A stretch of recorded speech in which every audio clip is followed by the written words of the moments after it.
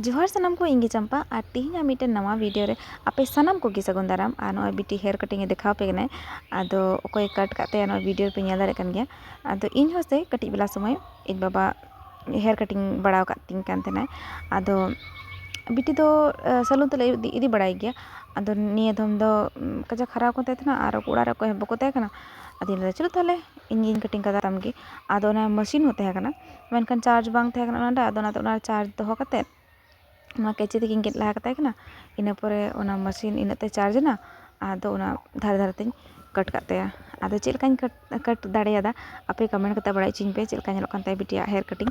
आदो चलो ताले तीन वीडियो दो निंका गे नेक्स्ट वीडियो रे सनम को गे जोहार बाय बाय।